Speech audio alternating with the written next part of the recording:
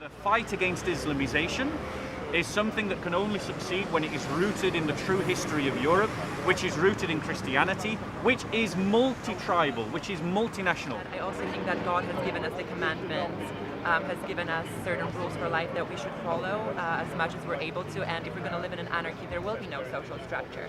I think that marriage is something that is very important, that our society should prioritize. The family unit, I don't think that Antifa stands for that. Poland, Hungary, Serbia, and the Eastern Europeans have a much stronger sense of their own identity, are much more able to stand up to liberal politics and the disastrous policies of Merkel. No, free speech is what we do at Speaker's Corner. Yeah. What this was not free speech. Clearly. What this was an attempt to suppress free speech. Every one of us here are regulars at Speaker's Corner, and we live by the principle of free speech. So do I. Yeah, I didn't come out in support I've not of it. seen this guy. Has anyone seen this guy? What's my name? I don't know your name either. Right, well. I know his name. Okay. I know his name. Right, okay. I know his name. Right, okay. Do you know why? Because we're the regulars. Right, yeah, okay. This, ladies and gentlemen, is the reason. It's the schizophrenic approach of the left. This is the schizophrenic approach of the liberal. They talk about free speech whilst trying to apologise for its suppression.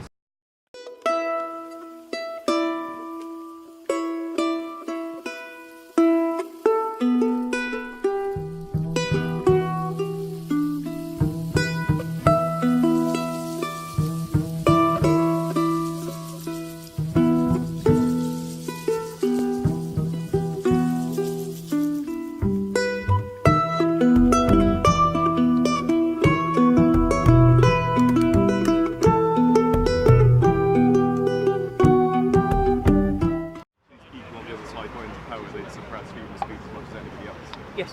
Okay, so you are aware of this, Yeah. right? You are painting them out to be some sort of fantasy. But right now, as you heard me quite clearly state, right now, they are defending freedom of speech for the wrong reasons.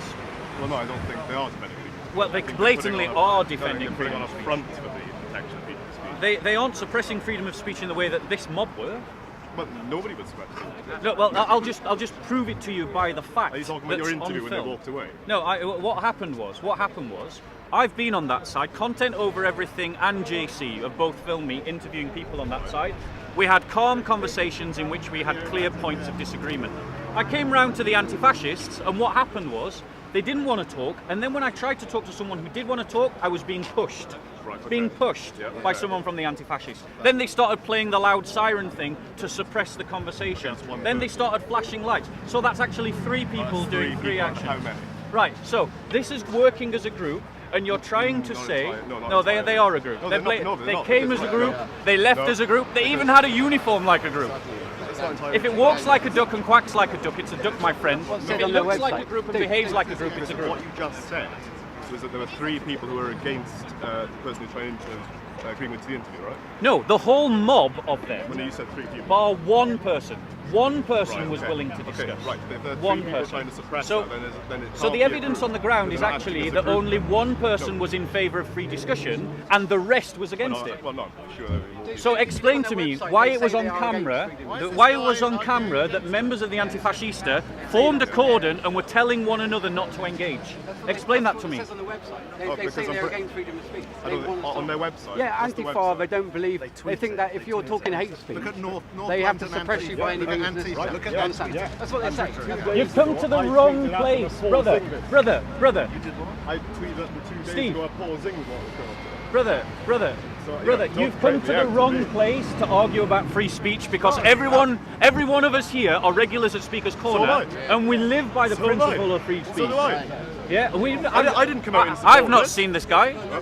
Has anyone seen this guy? well- Has anyone seen this guy? You are not a regular at Speaker's Corner. From here. Yeah? Yes. Brother, the fact of the matter is, what's my name? Oh, that's good. I don't know your name either. Right, well. I know his name. Okay. I know his name. Right, okay. I know his name. Right, okay, Do you know yeah. why? Because we're the regulars. Right, yeah, okay. Yeah, you're not a regular. I've been here- I- Free speech Yeah. is what Well, we you're not a do. regular, yeah. No, free speech is what we do at Speaker's Corner. Yeah. What this was not free speech. Clearly. What this was an attempt to suppress free speech. No, not at all. That's what it was. Not an attempt to. They do believe There was it. How was suppressing an interview not an attempt to suppress? This, ladies and gentlemen, is the reason. It's the schizophrenic approach of the left. There was a large wall of This is the schizophrenic approach of the liberal. They talk about free speech whilst trying to apologise for its suppression. I don't think Really? Yeah, I You really think people over there with their free speech placards would have started a brawl? Are you serious? This is the major propaganda piece. No, there's no. Hold on, no, brother. We got this. Don't heckle him. Let me get this guy, right? I've got it on camera. I've got it on camera, and I have experienced it directly And I'm today. telling you as Who were the people in favour of free speech? And it was the ethno-nationalists. I disagree with them. There was no violence. There was no violence over there. They disagreed with me and I disagreed with them. But the only place that I got pushed was with the Antifascista. I'm telling you as well, any of these people going to power, They did not push me. They would suppress They free speech did not. just as much as Who are these people? Just as Who much as are these Why were you on the people? side of the people? No, I'm not. I'm not on the side of them. So why are you apologising I for was them? on this. I was there. And Oh, a bit of a Freudian slip there.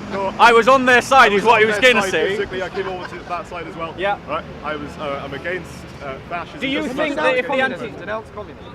Yeah. And do you denounce fascism? Yes. Okay, that's very respectful. Yeah. Right.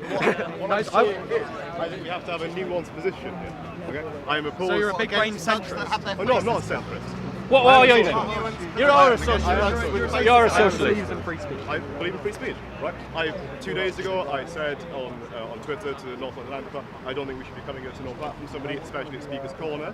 But at very much the same time, I think we should be coming down to argue against people. Okay. Right? And I don't think we can pay That is the world I think most of us here aspire I to. think there's So a can I dangerous- have the interview with you that your anti-fascist friends over there suppressed? Can I have an interview with you? Sure, it depends on what you're asking me. Maybe I'm not. Sure, okay. But, I mean, I think So- we walk a dangerous line here when we paint these people on the other side of the earth So as why- well as pro-free speech. Because if half of them got into power, they wouldn't. Let's be clear. It's obvious to me. Well, I think half. Okay, he wants to have an interview. Thank you. Quite so. It's all right. It all washes. Thank you so much. You're very kind, sir. Okay, he's not going to have an interview with me. They're going to have an interview conversation. But anyway, my experience today is that whilst I believe that the ethno-nationalists are pro-free speech as a simple stepping stone to another agenda, and I disagree with the ethno-nationalists, the fact of the matter is that the fruits on the ground were I was able to have a civilised conversation with them, even though I disagree with everything they stand for.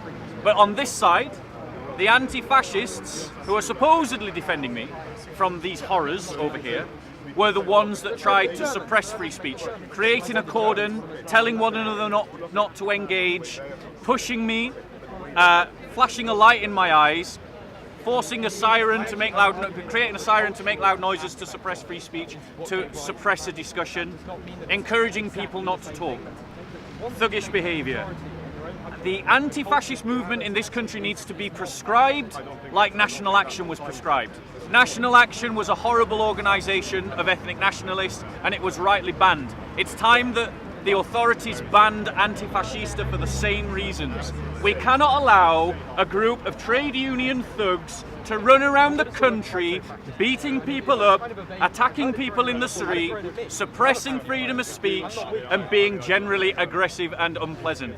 In a civilised democracy, freedom of speech is the fertiliser of which democracy grows. I knew I recognised you. The gin and tonic show next Friday, though. If they'll invite me to a studio.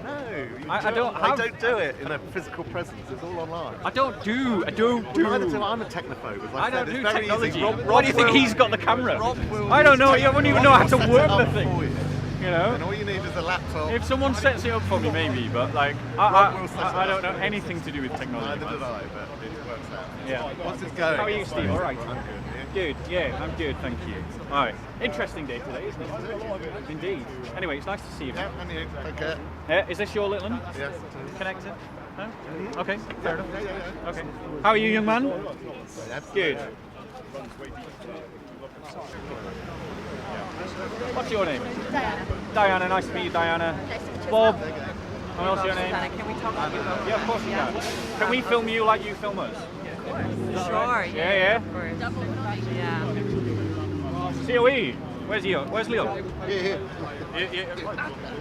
I want some share of the Bentley fund today. You know, I feel like I'm earning your wage. Can I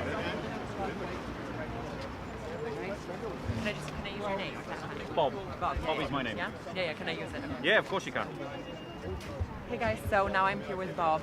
Bob, what are you fighting here for? Why are you in Hyde Park today? I come here in Hyde Park because I'm a Christian, and because I see Hyde Park as a strategic platform by which the Christian faith and the Christian message can be spread globally.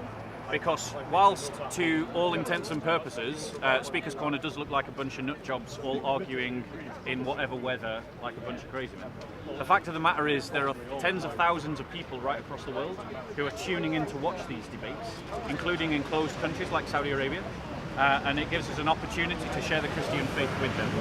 Because I genuinely believe that the Christian faith is the answer that Europe needs. I agree. So that's. And you were saying something before about how the anti-fascists would not talk to you, but how the generation identity, the movement that you still disagree with, nevertheless you praise them on their openness to free speech. Could you tell us a little bit more about that? Okay, so I believe that, I don't believe that the ethno-nationalists are defending free speech because if they were in power, they would maintain free speech. I believe that they are using it strategically and tactically as a stepping stone, to defend their own right to speak, but also in the hope of keeping a road open for them to gain influence and power in society. However, what I experienced today, regardless of their motives, is that they did defend free speech and that they were open to discussion and criticism without any form of aggression. And that was captured on film by Content Over Everything and by Soco Films. Now, I wanted to give the Antifascista, I wanted to go and talk to them because I disagree with Antifascista. As a Christian, I follow a muscular faith. I don't follow that kind of limp-wristed, effeminate faith that the Archbishop of Canterbury follows or the Pope follows. My faith is the muscular faith that the Church has always followed down through the ages.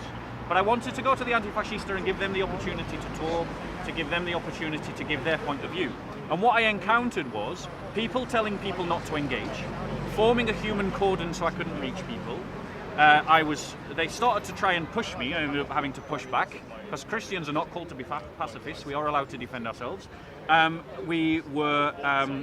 They started playing a siren to suppress the conversation. They started flashing a light in my eyes. So they were using very aggressive tactics and techniques as a way of suppressing discussion that I didn't encounter amongst the ethno-nationalists.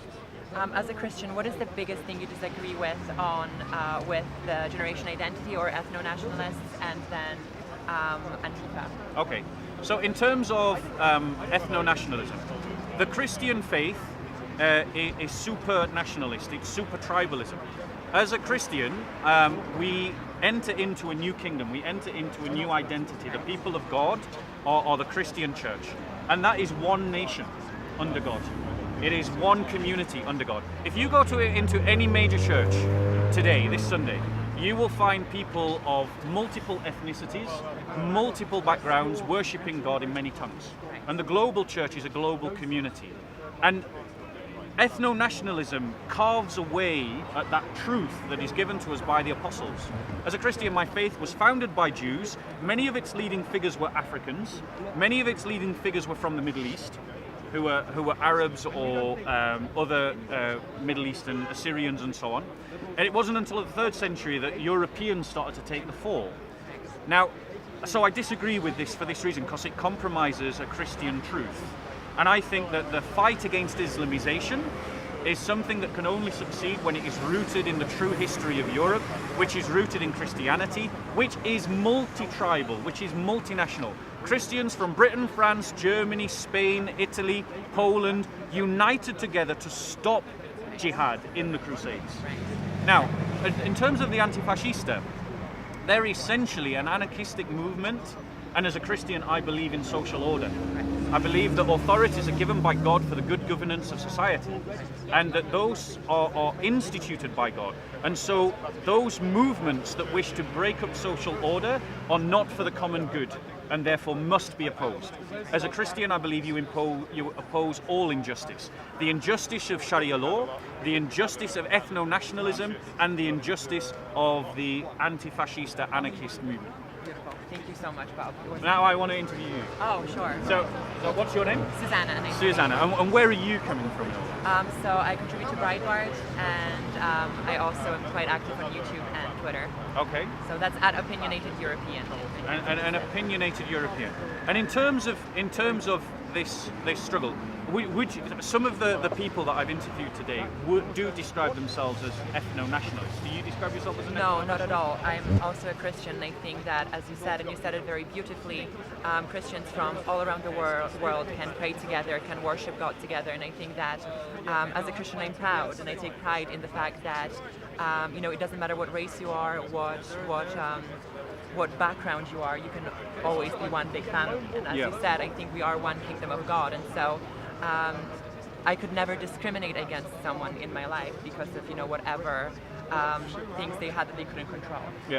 So that is certainly my problem with ethno-nationalism. That I'm not sure if this is something that Generation Identity believes, and I don't think so. But I know the alt-right is very much about creating an ethno-state, a white ethno-state, which I think is horrible, which really bothers me, and I could never agree with that ideology simply because I'm a Christian. And so we have the truth of the Christian faith opposing racism. As a Christian, why do you oppose, I'm guessing you oppose anti-fascista, because I know Breitbart does seem to have that tone about it. Yeah. So what as a Christian, speaking as a Christian, not as an employee of Breitbart, why do you oppose the anti-fascista movement? Again, as you said, they are communists. As we know, communism in practice has been very much against faith, and Christian faith in particular. I come from Poland, so in my country people had huge issues worshipping throughout the communist era. But most importantly, as you said, I also think that God has given us the commandments, has given us certain rules for life that we should follow as much as we're able to, and if we're going to live in an anarchy, there will be no social structure. I think that marriage is something that is very important, that our society should prioritize. The family unit, I don't think that Antifa stands for that. And in terms of the sort of crisis, the existential crisis that Western Europe is going in right now, for me personally, I think that the church is absconding from a fight that it needs to be involved in. As Christians, where the apostles state, it lists the sins that send us to hell. And amongst those sins, cowardice is one of those sins that sends a Christian to hell. And Christ said that we should fear no man but only God, because after destroying the body, God can destroy the soul, but man can only destroy the body. I don't know how would you reply to this comment, that I think that the church has abandoned a muscular and courageous faith and has given up the fight against opposing ideologies because it has been intimidated. I mean, what do you agree, disagree? What's your thoughts on that as a Christian? I always had a very uncomfortable relationship with the Catholic Church. Simply because I feel that priests often take on the role of political activists, or at least in the churches that I went to. And so, for me, instead of listening about faith and about what sort of life I should choose according to Jesus, according to the Bible, instead I was being told, vote for this party, sign this petition, yada yada yada. And so, for me, worshiping is something that I feel a lot more comfortable currently doing at home. Because as you said, the church has, or a lot of churches have taken steps away from the mission of Christianity towards something that I disagree with. So I do think that the church in a lot of ways has abandoned us, and certainly, again, I don't want to generalize, but the churches that I've been to could never answer the questions that I have, existentialist questions. And I agree. I think that the church in the West is undergoing a bit of an existential crisis at the moment. The last time that we were weak, this week historically, was just before St. Constantine became a Christian. The church has coupled itself to liberal politics, and this has effeminized the church. For the church to reclaim its identity and its sense of purpose, and to have a Christian political vision, would you agree or disagree with the idea that it needs to divorce itself from liberal politics, whether that's be conservative, nationalist, or communist, and to develop a Christian politics based upon a Christian identity? Yeah, I think primarily the church should stop with activism. Yeah. That's definitely something that I agree with. I think that God gave us free will for a reason. And so if somebody chooses a path for themselves that is not in line with the Christian faith, I think that God did that for a reason. They should be living according to their own consciousness. But I also do think that the church would inspire a lot more people who are looking for some sort of a guidance if it stopped involving itself in politics altogether. I think, for me, this is where we have a disagreement, because I think the church does need to be involved in politics, but its politics needs to be based upon itself. Right. So that the center of a Christian political vision is that the church seeks to defend the persecuted church. Right. If we have solidarity with persecuted Christians, then what that means is that we have a political activism that stands up for itself and our own identity. And right now, the church needs to rediscover what it means to stand in solidarity with the martyrs and the confessors of the faith. Because across Western Europe, increasingly Christians are being discriminated against. In the Middle East, Christians in some cases are being wiped out. It's not just in the Middle East, but you've also got places like in Burma. You know, the liberal media bangs on about what's happening to the Rohingya Muslims, and obviously that is wrong, what's happening to them. But they're totally silent about what's happening to the Karen Christians. That's definitely something I noticed also on social media, that Christianity became the scapegoat. Yeah. If you follow pages that advertise themselves as atheists, they will only tackle issues of Christianity.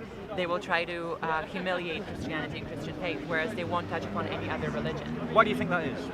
I think it's just with political correctness. I think that we live in an era where Christians are seen as the privileged, you know. Western Europeans or Europeans are seen as the privileged. And so since this is the faith that sort of, you know, of course doesn't originate from here, but has a very strong tradition in the West, I think that's why all these left-wingers see it as something that can be made fun of, whereas other faith cannot be touched upon.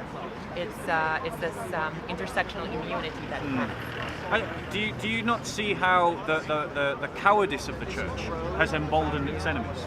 Perhaps, yes. Now that, you know, we're putting this into perspective, certainly perhaps engage more young people, because I know that we're having a crisis, at least in Europe, in terms of how many young people are joining Christian faith. Yeah. This is not the case in South or Latin American countries, South America, but certainly in Europe. And so, if the Catholic Church emboldened more young people and to fight for the cause of the church, fight for the cause of the church, and also be more active on social media, I think that would be great in defending, you know, our faith. I think that the lack of a muscular faith is one of the central reasons why the church is dying in Western Europe. Because and we look at by contrast what's happening in Poland and Hungary and Eastern Europe. In Eastern Europe the church has not lost its vitality and strength. Even if the leadership is a bit misguided and has bought into liberal politics, the laity of the church is willing to defend the identity of the church. Yes. And we see that because of that, Poland, Hungary, Serbia and the Eastern Europeans have a much stronger sense of their own identity, are much more able to stand up to liberal politics and the disastrous policies of Merkel. But here in the West, people like the Archbishop of Canterbury have sold their office to the liberal establishment. And every Archbishop of Canterbury, every so-called great leader of the church in the West, sells their office to the establishment to serve the establishment rather than using their office to serve the kingdom of God and the church. I agree. I absolutely agree. You know? You what? All right. Look after yourself, man. Speak to you soon. Anyway, sister, yeah, peace be with you. Thank you. Peace it was really, really lovely to speak to you. Thank you. Subscribe to Soco Films. Soco Films. Are you based in the UK? Yes, I live in London. Okay. I study law. I would like to do a more in-depth discussion with you. Okay, sure. At some point. Sure.